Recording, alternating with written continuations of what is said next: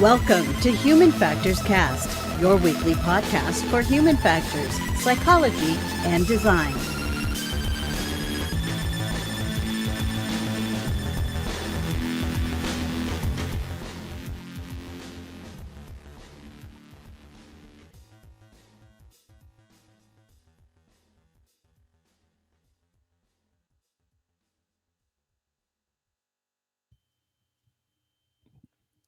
Hello, everybody. Welcome back to another episode of Human Factors Cast. I'm your host, Nick Roome. I'm joined today by Mr. Blake Arnsdorff. How's it going? Hey, Blake. It's going. We're here. It's going. We're here. We're recording this live on August 12th, 2021. This is Human Factors Cast.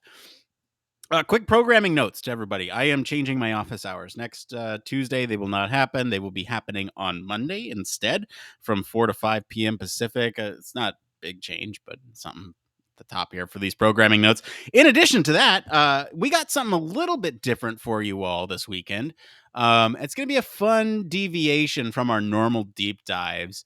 So you may have noticed one of our deep dives is not necessarily missing this week. We're just moving it, and it's not going to be on the topic that we talked about last week. So it's we're trying something new with the deep dives. So we're going to try some of these topics that are of interest. Let me just say that that are maybe not covered on the show, right? So the Olympics just ended. So if you're curious about human factors and the Olympics, you might want to check out the deep dive when it drops this weekend. So check back for that. Blake, is there anything else? I feel like there's programming notes, but I'm missing them. I don't know. I'm fidgeting. I think you're good. We got some cool stuff coming up from the deep dive side, and you changed your office hours, so I think you're good. No big news. All right. Anyway, you're here for Human Factors News.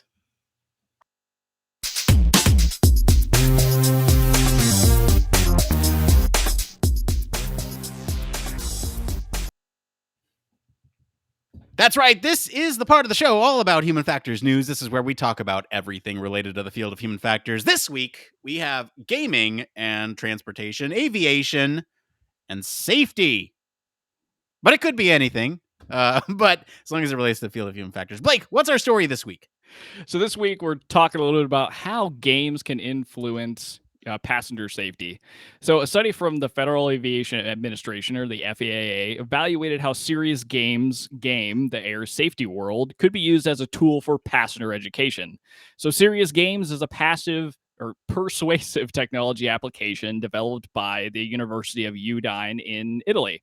The objective of this project was to improve the level of occupant safety and incident survivability by making information more transparent and effective to flying public through the use of video games. This study evaluated information retention results from 3 topics of passenger education information presented to each participant in 3 various ways, so a 3x3. And the study found that a significant difference in retention was based on the presentation style. So after playing the serious game, retention of information was significantly better than after reviewing the briefing card or a video briefing for all different assessments that were used. So having a participant virtually perform the action being taught ended up creating a better understanding of the action and resulted in better retention of that information. So finding that knowledge retention is improved through an interactive style of information presentation suggests that passenger safety briefing materials using an interactive medium may improve passenger knowledge of safety procedures, which could improve adherence to those safety procedures, especially during an emergency. So, Nick, this is something I think we've probably touched on a bunch of times throughout the entirety of the podcast. Using video games in training, whether it's like from a VR headset or just a straight up game to kind of get you immersed in something. But I think this is a great application that we really haven't seen in flying and then also passenger safety. Yeah, so I want to talk about a few things with this, but I think just generally this is an awesome story, and huge shout out to our patrons for picking this week. It kind of is a confluence of a lot of interesting things going on here. You have games, you have aviation, you have safety, you have training. And so the one thing that I want to mention right here at the top is that yes, we have talked about the VR applications in the past. And this is not a VR application. Let's get that out of the way. But the video game that they're playing is pretty low fidelity, and that's okay. It just goes to show that fidelity does not equal an increase or decrease in efficacy, right, towards some of these training applications. My general thoughts on this is that this is kind of, that's what I'm looking for without being too negative here. It's seemingly obvious that the more that you do to practice something, the better retention you will have for that thing. And we can certainly talk about that, but I think generally this is a great way to kind of communicate what tasks need to be done in the event of an emergency. Blake, I want to get your general thoughts on this piece. And I do want to go into the reason why they did this to begin with. Sure. So, I mean, I much like you, I don't really know a better way to say it, but I think the end of the blurb kind of summed it up. Like, it does present itself as kind of like a no duh. This should make a little bit more. It should have more retention because it's an interactive medium. Now, if we really kind of think back and think about the fact that, like, from our original schooling, right, for human factors or HCI, anything that deals with either one of those topics, it should be kind of obvious that this will happen. You'll have a little bit better retention if you're doing some, almost active learning versus just passively listening to somebody show you a video or talk you through anything. Because now you have the potential, even I guess in a virtual world, which I know you're much more familiar with them than I am, but the fact that you're doing something that's mimicking what the instructions told you to do should just likely give you a little bit more of, those cognitive markers to know what to do if that situation maybe arose in the real world. The interesting thing is what's that transfer of knowledge outside of like a pre and post test world. Like, let's say you had an accident on the plane and you had to respond in a certain way based off of any of the topics covered. But I think it's a cool first step to show how, one, maybe we end up making, the flight experience that much more fun for people or more enjoyable, and potentially actually have people really pay attention and learn how to, do things like brace if there was an impact, or, how to use your oxygen mask appropriately. Because I would imagine, and all I can really do is speculate, but I would imagine that if you were asked to do some of these tasks that you maybe have heard, 10 or 20 times through various flights, you still may not be able to do them, very effectively or remember all of the steps. So doing something like this, it's a little more involved, should provide you with a pretty good trade-off of like spending a little bit of time playing a game and then being able to do it actually in the real world. So I think it's an awesome study, but I do agree with you that it felt like it was pretty obvious, at least based off of like the human factors and psychology background that I think we both have. Okay, you brought up some really great points that I want to touch on. So I don't know where to go. Let me start first by saying I have play tested this. I've seen this application. It's widely available for you to download. The game itself is called Air Safety World. It's on Android and iOS. You can go download it, play it while you're listening to this if you like. And what it does is it sets you basically through a tutorial of all the things that you would expect, right? You can go and do like how to put on your vest, or how to brace for an impact, or put on the oxygen mask. There's a couple other ones like emergency exits on a specific model of plane. So you can, select if it's an Airbus or a Boeing, and it will know where the exits are on that specific model. Even within, Boeing, there's several different models of aircraft. And so, it will know where it is, and it'll place you at a random spot in the airplane, and it'll tell you where you're looking at. There's also how to operate the emergency doors. So I thought this was, so look, like it looks hokey. Like I want to bring this up on stream, but we are an audio podcast, so I'm going to try to describe it the best I can. It is I don't want to say low fidelity. It's a mobile game. And so you look at this and you're like, yes, that is of mobile quality, right? And basically, here I have it up for those watching on the stream. It is of mobile quality, and you can see that there are several different briefings that you can do, and basically as they go through it, they're instructing you to do these things. And the reason I bring this up is you said, for somebody who's been on many flights, who's heard this many times before, there's the likelihood that even they might not know exactly what to do in this scenario. And I, like I said, spent about 20 minutes on this game earlier, going through all the tutorials, making sure I understood for, as research for tonight's episode. And, I will say I'm honestly a little surprised with how little I knew about some of these tasks. So if you think about the 5 tasks that I mentioned, being able to brace for impact, that I knew roughly, right? Like I knew, you put your head down.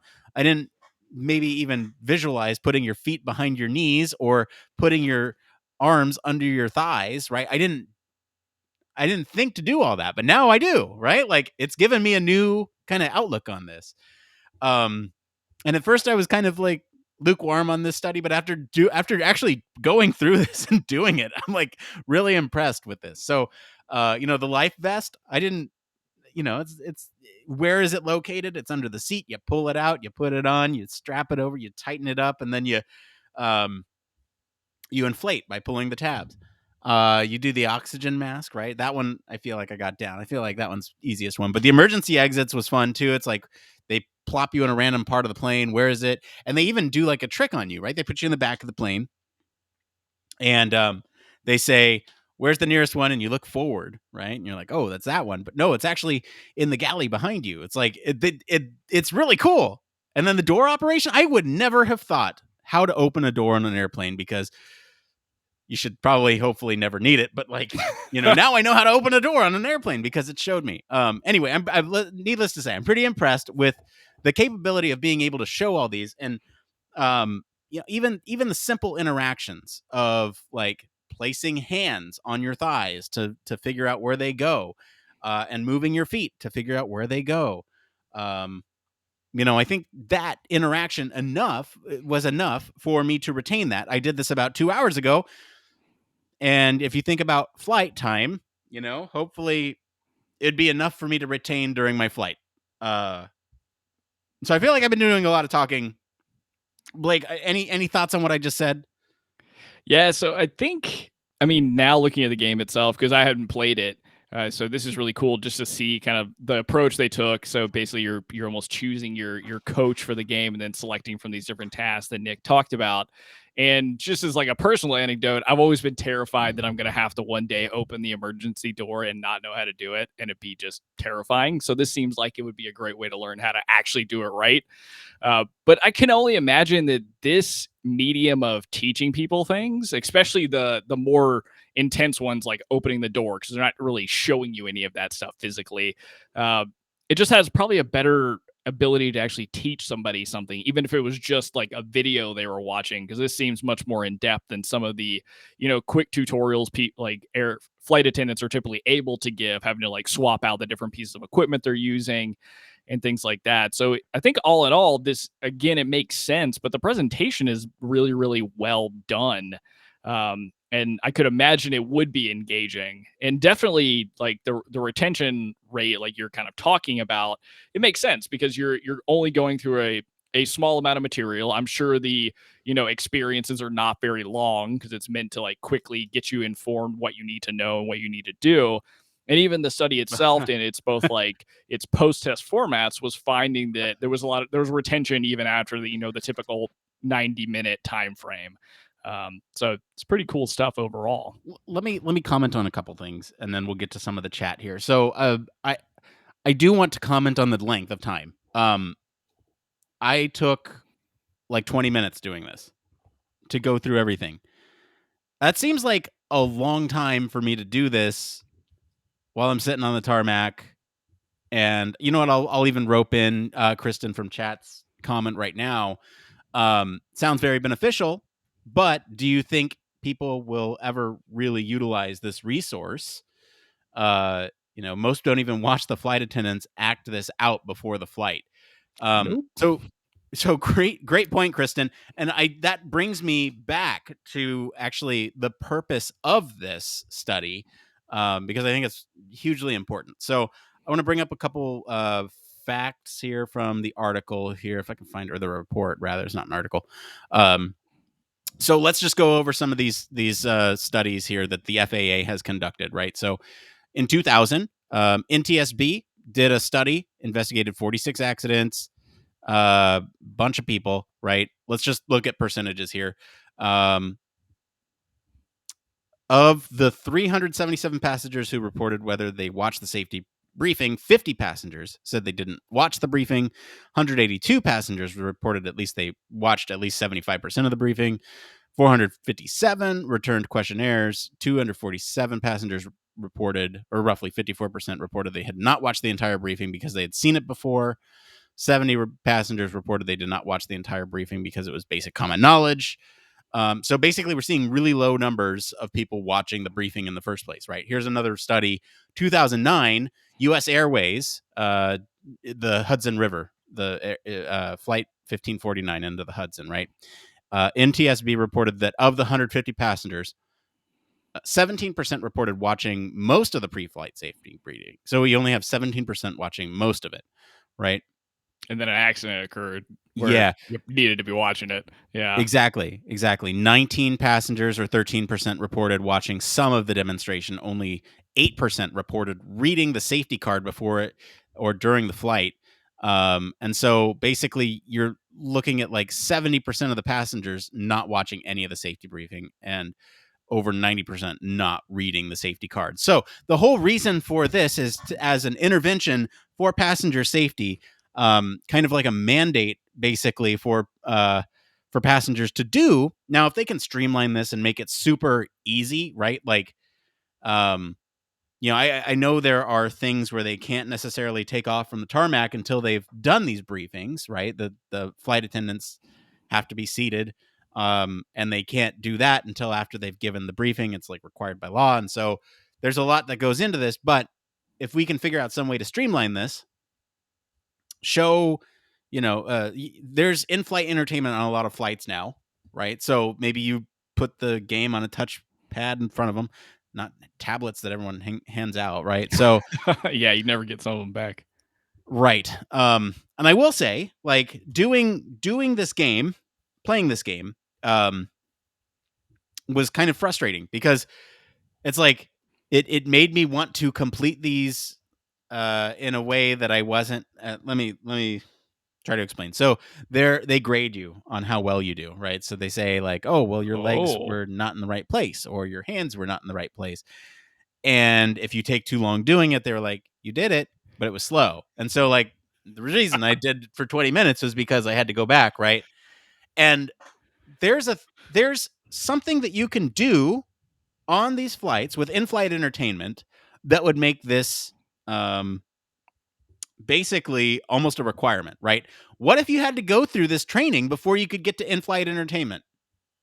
That would be awesome. I think that's one of the better ways to Just kind of check the implement it in boxes. the service. Yeah. Yeah. I mean, it's like a tutorial before you can get in, right? I mean, they don't let you do it before you even get in the air anyway, most times. So it's like, just, have it, they still do the safety briefing, but then do this right before you get on to any of the in-flight entertainment. And sure, it's not going to hit everybody. Some people have laptops, some people have phones that they look at, but it's going to hit like 80%. And so you flip those numbers for 70% not watching any of the safety briefing to 70% engaging with this type of game that's required before they can get to their in-flight entertainment. And sure, they might just like click through, provide an option to skip, whatever. But if it's there, probably most people will do it, or more people will pay attention to it than they are now, right? Well, yeah, because you can kind of manage it, right? So you could require, the ones that are definitely required by law for you to know, similar to the things you do for, like, when they do the safety briefing, like buckling your seatbelt, doing the oxygen, all that kind of stuff. So you don't have to, like, mandate that you're 100%ing it or getting all the achievements all the way through. Right. But the fact that you have interacted with it kind of provides that consent on both sides, that you understand the information you need to be in charge of. Because one thing I wanted to ask you, Nick, is you mentioned that it's on Android and iOS. Is that the like intended implementation? Because like to Kristen's point again, in a different light, I think I would have a harder time thinking I was going to do anything related to it if it required me to download something to my phone. And I imagine there's other people out there that would think the same.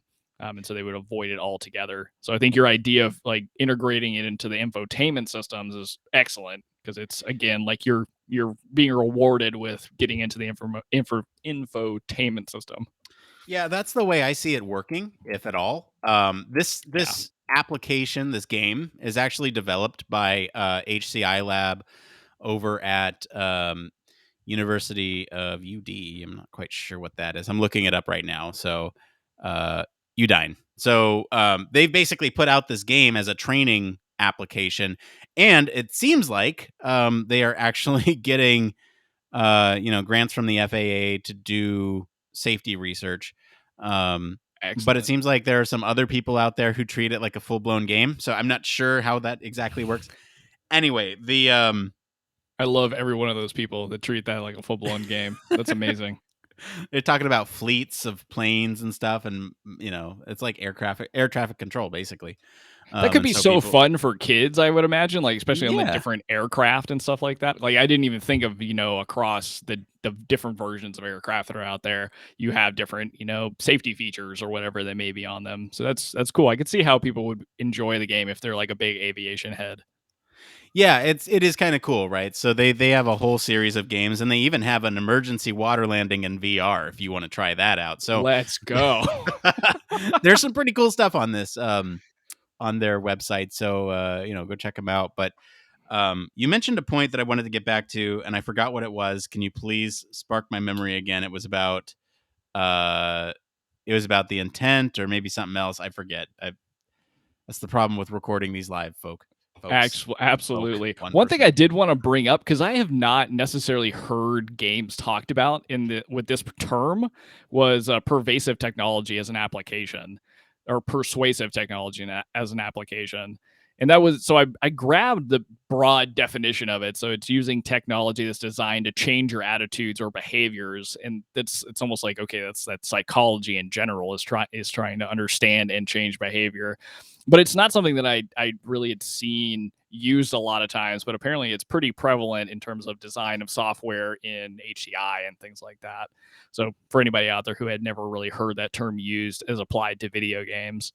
So I do think this is interesting, because actually I'm pretty sure Mateo put something in the chat related to this, but it seems like this Serious Games offshoot from the university in Italy has had impact in this kind of like training safety in various forms. So not just in aviation, but in other kind of like dangerous industries as well. So it's kind of cool that they're continuing to really focus on training and safety through game playing, even though, like you said, it's kind of lo-fi game playing, if you will. Although what you showed me, I was much more impressed with, because that looked like some, more modern Sims looking stuff than I expected.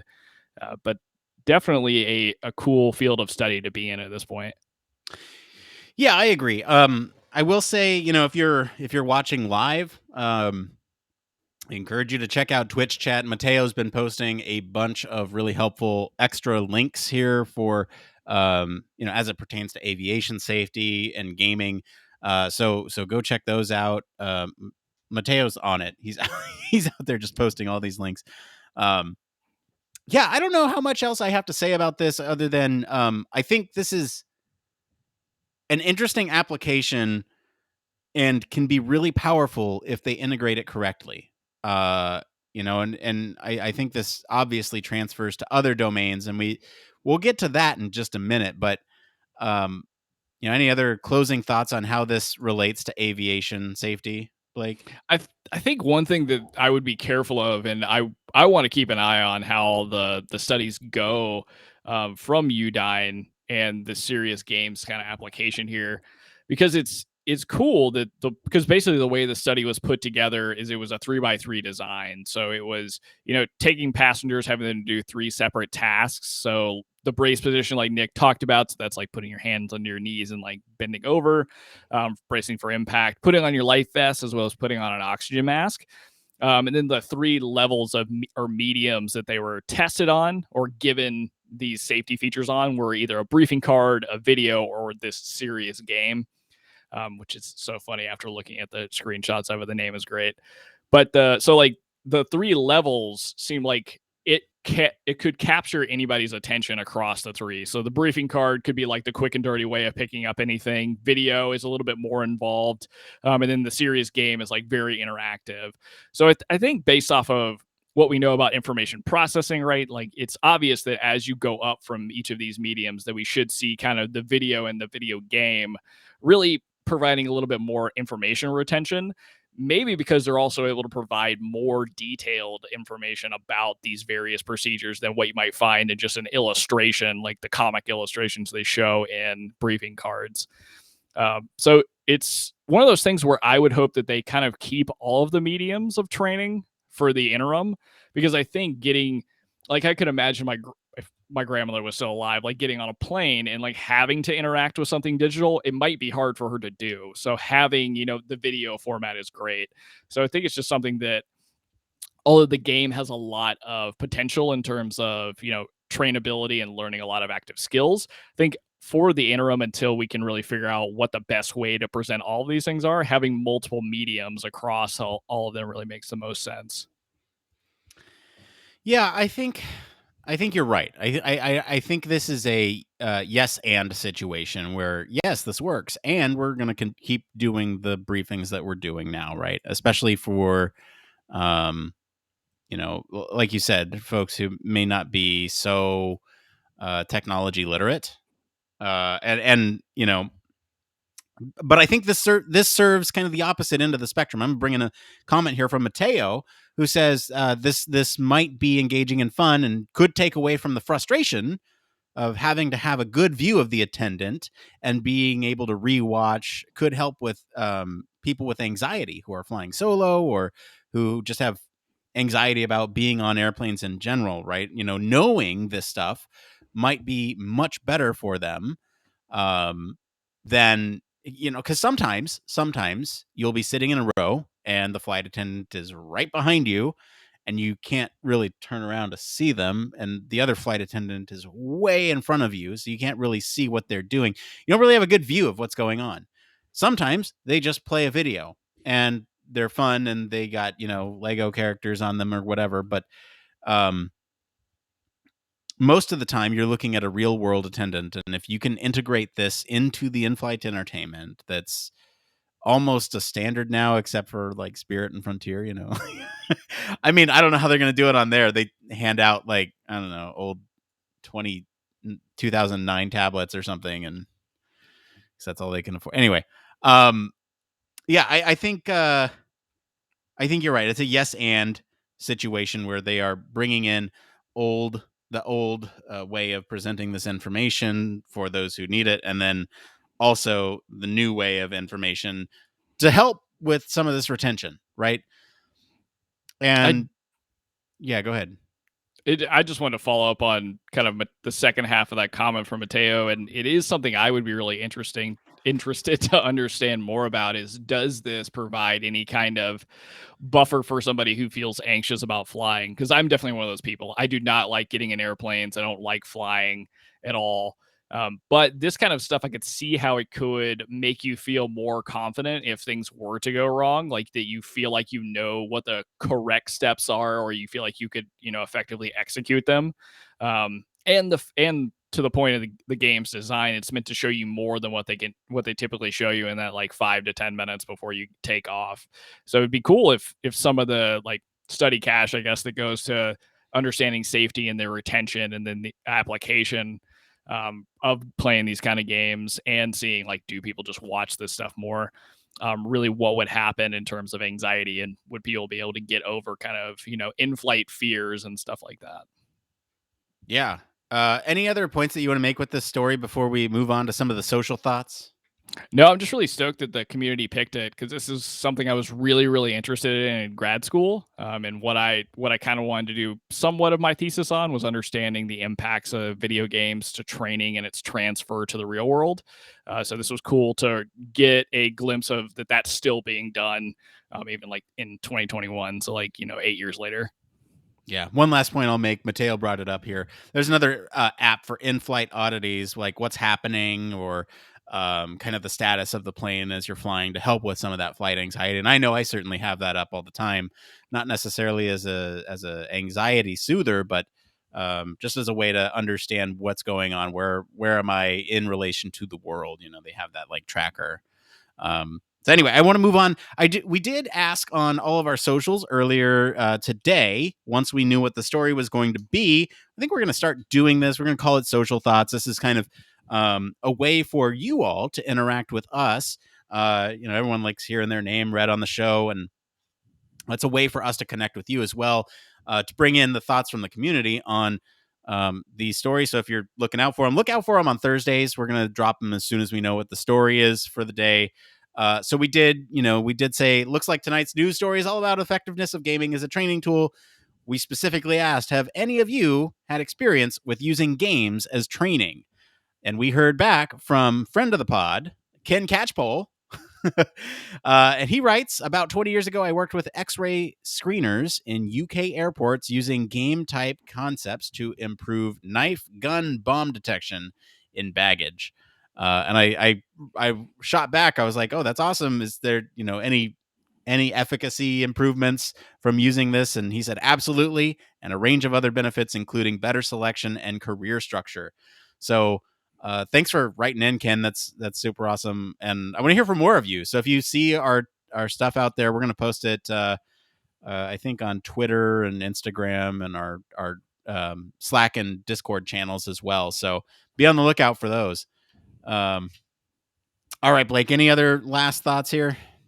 No, I think that pretty much wraps it up. That's awesome that there was a lot of experience from the community even about like applications of games to various fields. And it all seems like there's a lot of benefit to the aviation field in general. Yeah, I agree. Well, huge thank you to our patrons this week for selecting our topic, and huge thank you, I guess, to the FAA and the Civil Aerospace Medical Institute for our news story this week. If you want to follow along, you can join me for office hours on Mondays, where I find these news stories, and we do post links to the original articles on our weekly roundups on our blog. You can also join us on our Slack or Discord to get more involved in these discussion on these stories. We're going to take a quick break. We'll be back to see what's going on in the Human Factors community right after this. Human Factors Cast brings you the best in human factors news, interviews, conference coverage, and overall fun conversations into each and every episode we produce. But we can't do it without you. The Human Factors Cast network is 100% listener supported. All the funds that go into running the show come from our listeners. Our patrons are our priority, and we want to ensure we're giving back to you for supporting us. Pledges start at just $1 per month and include rewards like access to our weekly Q&As with the hosts, personalized professional reviews, and Human Factors Minute, a Patreon-only weekly podcast where the hosts break down unique, obscure, and interesting human factors topics in just 1 minute. Patreon rewards are always evolving, so stop by patreon.com/humanfactorscast to see what support level may be right for you. Thank you, and remember, it depends.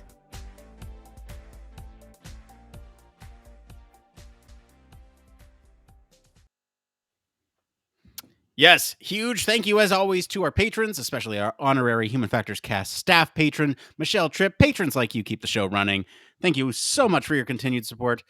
Speaking of Patreon, we are always pushing out new things on that platform for you all.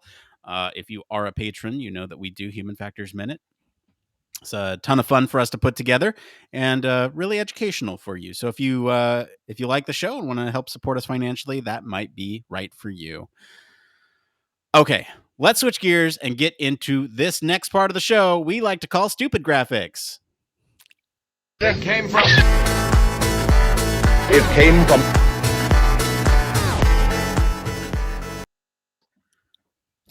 When will Blake update the stupid graphic? I don't know. One day. One day. The stupid graphic that Nick made. Let's be clear. All right. This is this is the part of the show called It Came From. This is where we look all over the internet to bring you topics the community is talking about. Any topic is fair game, as long as we can talk about it as Human Factors Professionals. Okay, we got a couple tonight. They're all from the user experience subreddit, so we'll get that out of the way. Okay, this first one's kind of a doozy here, Blake. It's from auroradaydream on the user experience subreddit. This is, I've always heard about developers not taking designers seriously, but didn't have that happen to me until today. I started working at a new company a couple weeks back and came up with a solution for a minor problem, which was validated by all relevant stakeholders. Meanwhile, the devs are not happy with the usability of the solution. This is something that affects less than 1% of the users, so there are a couple more steps than ideal in the solution, since the focus was not making it the biggest action on the page. The devs decide they want to pitch their own solution, delay the sprint by a week, and propose the most out-of-context, bizarre solution. We went ahead with my original proposed solution, but I feel like this whole scenario came from zero trust in the designers. Not sure if I'm looking for advice or just ranting. Let's talk about it this way, Blake. Have you ever experienced pushback from a developer? Have they ever gone behind your back and implemented a solution that's not what you wanted? Or have you ever had kind of a situation where you needed to navigate this delicate balance of not ruining professional relationships and communicating effectively? Have you ever had that happen? Yeah, 100%. And so to give a little context, and this is why I'm really interested in this question, context for me. So in a lot of my experience, my working with developers is a very kind of like siloed effect. So being a contractor, I don't necessarily work with a in-house developer. I work with contracting firms. That's typically how things have run. Now for anybody that knows me, one thing that I have started doing is doing more development. So I've been able to act as an in-house developer for a little while, but this is an all familiar situation, just because of differences in needs, opinions, interpretations of what's usable, what's not, that kind of stuff. But it's interesting here because the way I'm reading this, and if you have a different interpretation, Nick, let me know. But it sounds like this is all in-house, all working on a product together. Yeah. And still seeing some similar type of like personality pushback type stuff.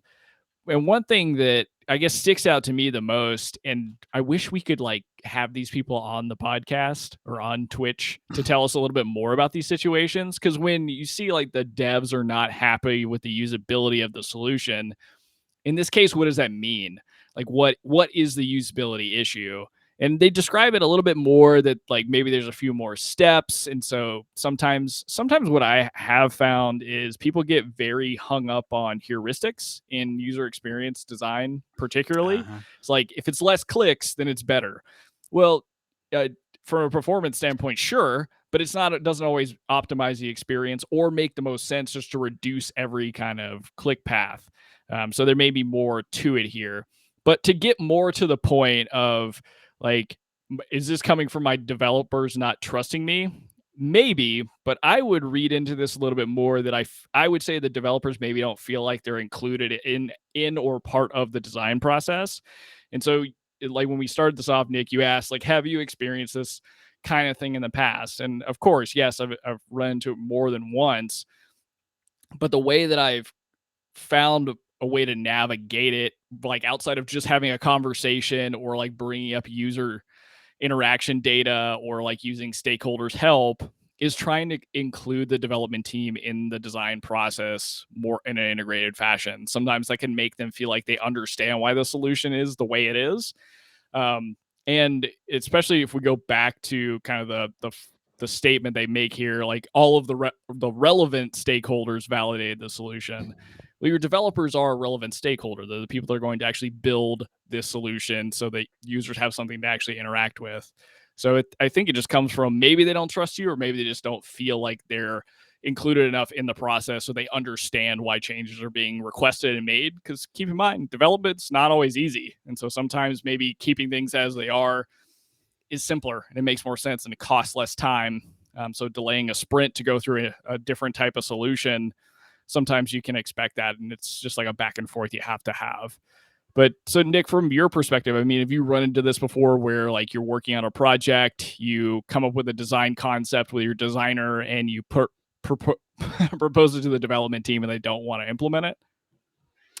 Yeah, I've definitely run into this before. I So I agree with a lot of what you're saying, Blake. I think the biggest thing is that you want to include the dev team on the design solution, or at least get their feedback before you come down on the final solution, right? So I was working on a project, and I think there's one specific example I'm thinking of. I'll leave out details here out of respect for the people I was working with, but basically the idea is that they couldn't do what we were asking them to do for the product with the basically the outcome that we were hoping for without kind of restructuring the code behind it, right? So it's a big overhaul to do the thing that we were asking. And um they had agreed to it up front, thinking that they could do it. And then I think it was kind of a lack of communication on their part. They did not tell us that it could not be done until we had already moved on to the next thing. And so they came up with their own solution and did the thing. And it was in their mind what the best solution was. And we kind of came back and said, well, no, we thought the other thing was going to work. And then so we worked with them to find out, what other solutions we could use or do using the code that was, possible within the code. Let's say that. So it was a huge headache because we were trying to communicate and we were trying to involve them. And even to the best of our ability, we did involve them, and they thought it was possible, but it actually wasn't. And so, even in cases like that, you'll run into it. And it was one of those scenarios where it was a contracted developer. And so it wasn't in-house. It's not like I could just walk over to the next office over and say, hey, what's going on with this? Or, they couldn't walk over to us and say, hey, what's going on with this? Despite us saying, our phones are open, just let us know. And so that makes it difficult. And so the best thing I can do is, try to encourage that open communication. Hey, if you run into anything you're not sure about, just let us know. We'll be happy to, go over some of the details that we found in our usability study with you to see what else might work if this doesn't work.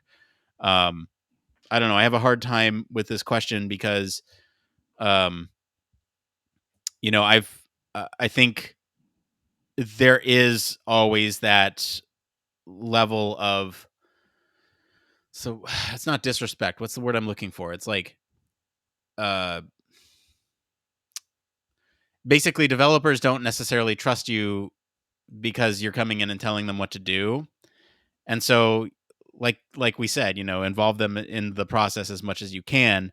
And when you can't, show them how you got to your solution, right? Show them the data that you got from your usability study, and that will make a large difference for the way that they perceive the solution, right? You say, it's not me telling you to do this. It's the users that are asking for this thing. It's the users that need this thing. And so kind of creating that empathy for the user as kind of the prime solution. It sounds like a little bit different here because this is part of the 1% of users, which sounds like a power user thing to me.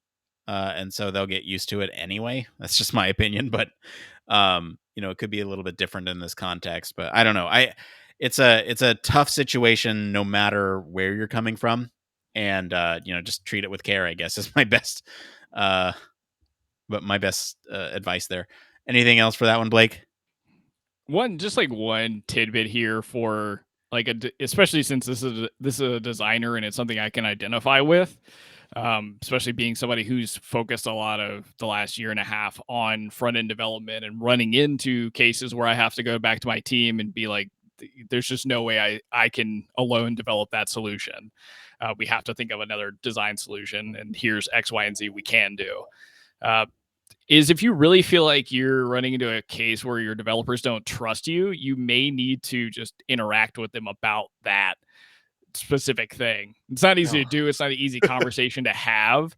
But I think sometimes designers can run into that they start designing solutions, they prototype and test those solutions in a vacuum away from the development team without understanding what are the limitations of the existing framework or code that's already built or budget and timeline. So interacting with your development team to understand those things, that's what I'm talking about when I'm talking about understanding how to bring them into the design process.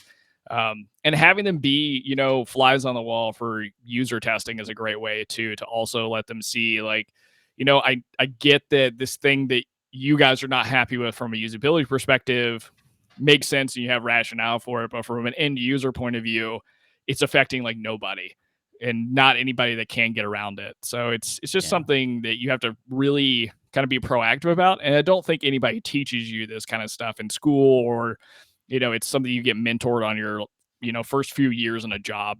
So don't feel bad about it. There's plenty of proactive ways to go and kind of get respect or get on the same page as your development team. You had a good segue in there somewhere about, designing in a vacuum. silo, a vacuum. Yeah, there you go. So I'm gonna lead into this next question because I feel like that is a great segue. I feel like I suck at my job. This is from sadittygyal, sadittygyal on the user experience subreddit. I'm working in a large organization. Got put on a team working on one of their apps.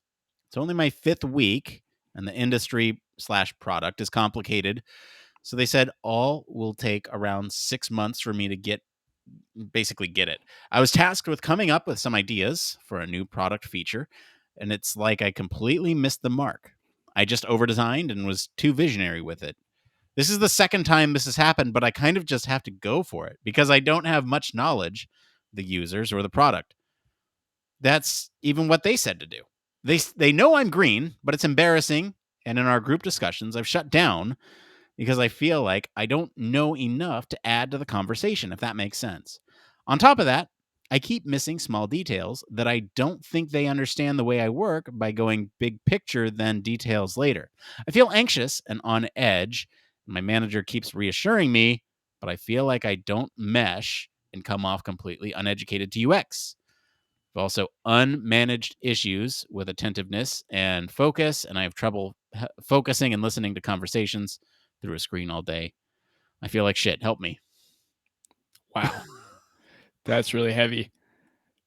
Nick, I want to take a different approach to how I answer some of these. I happened to read something today, and I think it fits really well into it. So I'm going to read like a blurb. You read it. Got about this. Yeah. So failure is part of success. It allows us to improve, and we shouldn't be angry about it. And when you open up your mindset and you try to just free yourself up to just try and get rid of the fear of failure, you'll often find that you'll be more successful down the road.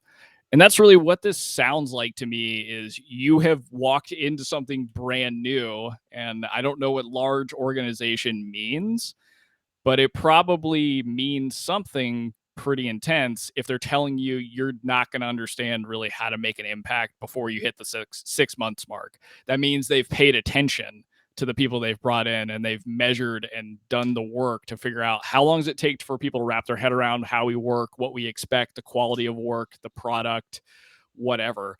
So, I mean, I would just take this as a great opportunity for, obviously you made it in. It's only your 5th week. If you feel like you're failing, that's okay.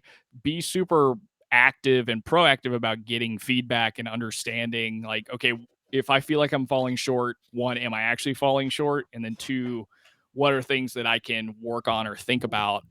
It does sound like that you're probably in some tough conversations, which is going to happen. I mean, in a lot of larger corporations, they have different types of cultures. Sometimes it's, be who you are, and it can be really a tough environment for somebody that's new to a large organization. And if you're noticing that you're missing small details, or you think big picture first, one way that I've gotten around that before is setting expectations when we start meetings of, hey guys, don't focus on the details, focus on whatever the main goal of what we're trying to get to is. Don't worry so much about all of the little tiny things that I haven't figured out yet, because I'm not in that phase of design. But ultimately, you kind of have to figure out what works best for you and the teams you work on. But Nick, have you ever felt this way? And if you have, like, what have you done to try and mitigate some of it? Blake, let me tell you, we picked this during the pre-show. I didn't read through the whole thing. I read like little excerpts, but reading it tonight, it felt like this is a younger me writing my experience with a job that I had. So like I had no idea the domain. I feel like I came in, tried to do what they asked of me, and just felt like it wasn't that's what I'm looking for. It wasn't satisfactory. And what I did was I started a podcast because I felt like I needed to show my intelligence some other way. And as sad as an answer that is, I like it took a very long time. It took about 6 months for me to get comfortable with the teams that I was working with and the projects that I was working on before I felt like I was kind of up to speed. And there are just industries where you will spend years working on something and still feel like you just have no idea. And it sucks. It does suck. It really bad. Like I will say there are domains that took me years to understand. And it's because I had no prior experience with them. It's because I had, the limited access to users, we'll say that. And the people who did have access to users maybe didn't communicate what needed to be communicated down. And so it made it a very tough working environment. All I can say is try your best. I mean, if it is a large organization, the best you can do in your free time is to research who you're working for and the product that you're on. I think, that was something that helped me out a lot. There are publicly available things a lot of the times that you can look up to see more information on that. If you can get an understanding of something, and if you don't understand it, ask somebody and see if there's reading materials that you can get to help better wrap your head around this problem. It's tough. It's really tough. And I feel like I'm talking to, early career Nick. I do. I feel like this is me writing this a couple years ago. It really sucks. And I'm very sorry that you're experiencing this. I don't know what else to say. Like, it gets better. I don't know. It does. I mean, this is so early in the game for this person. 5 weeks. I just, yeah. if you can, like, be retrospective and think about the fact that you're working in a large organization, so something got you to the dance, so you know how to do something, and that's a good sign. It's not easy to get in large companies. I don't know which one this is or who it is or what the product is, but it's not an easy thing to do. So if you feel like your team around you is supportive, like, take the support and continue to try and grow. I mean, Nick, I think you're right. I think it just time needs to go by and they need to get more comfortable in their skin at the job. Yeah. Either that or form connections with the people, like you said, Blake, that are working with you and make them like you enough to not can you if you still don't understand the product after years. So, I mean, there's that approach too. I'm going to leave it there. I'm really sorry. That sucks. And I totally get it. All right, let's get into this next one here. Is it normal for UX tests to keep failing? This is by sad-mustache on the user experience subreddit. I'm a developer that works with a UX team. I know just basics of UX. I have been writing tests for UX, and majority of them fail. The website looks outdated, something from mid or early 2010. It's really disheartening to see the majority of my work to be discarded. So I wonder if that's normal. Do majority of UX tests are meant to fail? Blake, do you design your UX tests to fail? Absolutely not. Although sometimes you're asking questions and one of the answers can be you fail or it's not good. But this is kind of an interesting one because it's the polar opposite of the first question. Now we've got a developer asking us about writing UX test. I'm a little confused on what writing a UX test would be in this kind of situation. I would imagine maybe there's specific unit tests you could be writing. They're really focused on user experience in like front end issues. And if they keep failing, that's awful because if it's happening in a development side of things, then you probably really do have an issue. There also seems to be something going on here with the developer feeling like their work's getting tossed out based on some of these tasks too. So I don't know. I mean, you don't want to continue failing UX tests. No, that's not a great thing. It could have to do with how you're putting them together. If you're asking the wrong questions, you have the wrong users, but usually you kind of start to get a sense of that early on. It may mean that it's time to really take a step back and stop running tests and kind of think about like, what has the data told you thus far about why there's failure in some of these UX tests. Again, I would love to bring people on like this was a radio show and talk to them about these things, because I want to have like a operational definition here of what UX test means. Yeah. But nonetheless, Nick, do you think this is okay? My interpretation of this is that they are coding up prototypes, and this to me could be at fault of the UX or human factors person on the team who is failing to develop prototypes that are appropriate for the stage that they're at. You know, if you're still trying to figure out whether or not a design would work, and you're asking somebody to code that design up so that way it can be tested, that feels like a waste of resources to me. There are ways that you can test things like mock-ups or a PowerPoint interface, you know, test that to begin with instead of a full-blown test. It could also be, you know, coding up an A/B test. I'm again unsure, like you are, Blake, of what UX test means, but what I'm understanding is that they are testing prototypes, especially if they are testing something mid to early 2010. That sounds like something that's probably really flat, maybe wireframey design to me. And maybe the UX person or human factors person isn't communicating exactly what they're testing. I think there are ways to get around it to the point where they're only coding up like a final solution. And this just seems wasteful to me. In terms of whether or not you design UX tests to fail, I don't think you do. I think you design UX tests to be exploratory, right? You have a hunch about something.